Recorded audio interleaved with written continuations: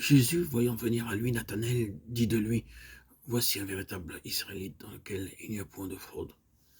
Nathanaël lui dit, d'où me connais-tu? Jésus répondit et lui dit, avant que Philippe t'appelât, je t'ai vu quand tu étais sous le figuier. Nathanaël reprit, Maître, tu es le Fils de Dieu, tu es le roi d'Israël. Jésus répondit, parce que je t'ai dit que je t'avais vu sous le figuier, tu crois? Tu verras de plus grandes choses que celles-ci. Et il ajouta, en vérité, je vous le déclare, vous verrez le ciel ouvert et les anges de Dieu montant et descendant sur le Fils de l'homme. Jean 1, 47, 51. Nous approchons ici de l'école de Christ. Et il y a une chose essentielle avant que nous puissions arriver au seuil même de cette école.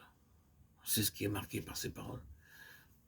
Voici un véritable Israélite dans lequel il n'y a point de fraude. Cela, placé à côté des paroles finales, les anges de Dieu montant et descendant sur le Fils de l'homme, nous donne une image entière de la pensée spirituelle qui est enfermée. Au moment où Jacob, dans sa fourberie, nous rappelons l'histoire de sa fraude, avait volé le droit d'aînesse, puis avait dû fuir pour sauver sa vie, il avait vu une vérité très grande, bien qu'obscurément, en symbole ou en figure, et de plus, une vérité dans laquelle il n'était pas alors capable d'entrer.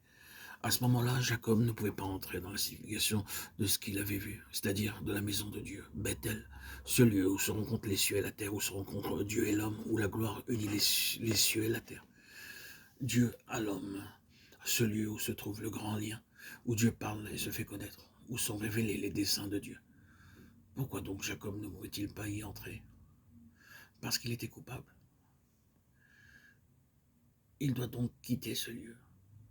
Il le quitte et continue sa route pour être soumis à 20 années de discipline et pour rencontrer à la fin de ces 20 années toute la puissance des cieux sur sa vie terrestre, sur sa nature terrestre, toute la puissance de l'esprit sur sa chair, toute la puissance de Dieu sur lui-même, au torrent de Jabbok, afin que cette vie naturelle et charnelle soit frappée et brisée, et pour qu'elle disparaisse, qu'elle porte pour le reste de ses jours la marque du jugement de Dieu qui a passé sur elle. Et alors, le Jacob étant jugé, le Jacob étant frappé, blessé, brisé, il pourra revenir et répandre son offrande à Bethel et y demeurer. La fourberie a été mise de côté. Il n'est plus Jacob désormais, mais Israël, dans lequel, pour employer le symbole et la figure, il n'y a point de fraude. Pour l'exprimer en un mot, le Seigneur dit simplement ici, entrez à cette place où le ciel est ouvert, où Dieu descend pour se communiquer à nous, où demeure la gloire de Dieu et où nous jouissons de tout ce que signifie Bethel. Ce n'est pas autre chose que entrer en moi et demeurer en moi. Le Bethel, la maison de Dieu, où nous sont communiquées toutes les bénédictions du ciel et de Dieu. Cela signifie être à la place où la vie naturelle a été abandonnée, brisée, où elle a disparu. Nous ne pouvons pas entrer dans cette école avant que cela n'ait été fait. Et il est nécessaire que le Seigneur nous dise en Christ, lorsque nous arrivons sur le seuil même de la porte. Voici un véritable Israélite dans lequel il n'y a point de Jacob, vous verrez le ciel ouvert.